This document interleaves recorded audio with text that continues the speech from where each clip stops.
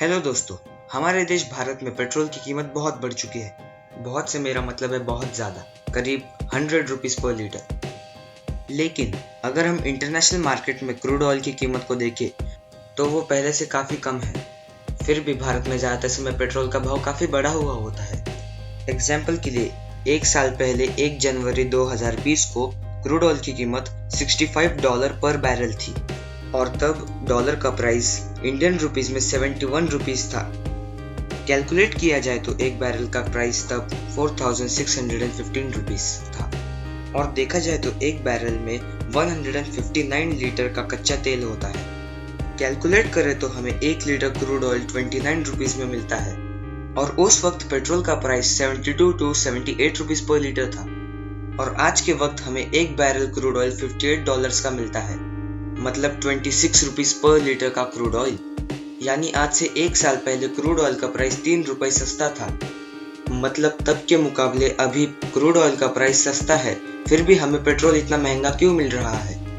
But first of all ये जान लेते हैं कि पेट्रोल को हम तक पहुंचने में किन किन प्रोसेस से गुजरना पड़ता है।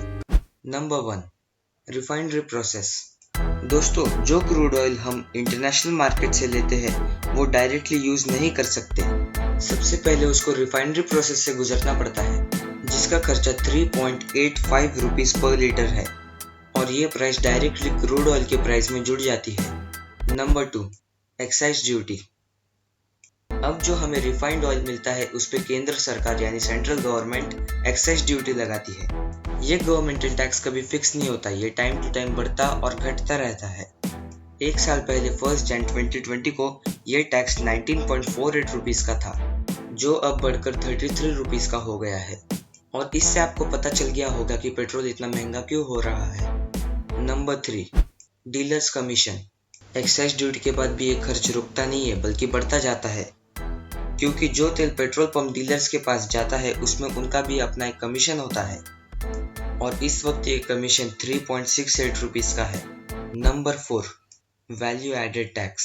अब दोस्तों, इतने टैक्स लगने के बाद हमारी स्टेट गवर्नमेंट और एक टैक्स लगाती है जिसको हम कहते हैं वैल्यू एडेड टैक्स। इसको शॉर्ट फॉर्म में वैट भी कहते हैं।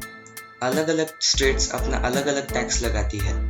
नॉर्मली ये टैक्स 27 to 30 रुपीस के बीच होता है, लेकिन ये कम या ज़्यादा हो सकता है। तो दोस्तों, इतने सारे टैक्स लगने के बाद जो प्राइस निकल के आती है वो होता है हमारा पेट्रोल पर लगने वाला खर्च। दोस्तों, अक्सर यह होता है कि क्रूड ऑयल की कीमत घटने पर पेट्रोल की भी कीमत घटती है। लेकिन दोस्तों, भारत में यह होता है कि जब क्रूड ऑयल का प्राइस बढ़ता है तब पेट्रोल का भी प्राइस बढ़ता है और जब क्रूड ऑयल का कीमत कम होता है तब हमारी गवर्नमेंट टैक्स बढ़ा देती है। इसलिए यह होता है कि क्रूड ऑयल सस्ता होने पर भी हमें पेट्रोल महंगा ही खरीदना पड़ता है। दोस्तों, तो अब सोचने की बात यह है कि गवर्नमेंट इतना टैक्स क्यों बढ़ा रही है। तो दोस्तों, इसका सही उत्तर तो किसी के पास नहीं है, लेकिन एक अनुमान यह है कि कोविड की वजह से गवर्नमेंट को जो नुकसान हुआ है उस नुकसान की भरपाई वो पेट्रोल पे टैक्स बढ़ाकर कर सकते हैं। लेकिन क्या गवर्नमेंट द्वारा इतना टैक्स लगाना सही है? अपना उत्तर हमें कमेंट के माध्यम से दीजिए। तो दोस्तों, आपको पता चल ही गया होगा कि पेट्रोल का प्राइस इतना क्यों बढ़ रहा है।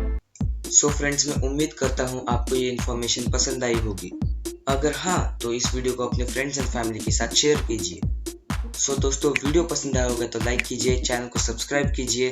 मैं मिलता हूँ आपसे अगले वीडियो में, तब तक के लिए जय हिंद, जय भारत।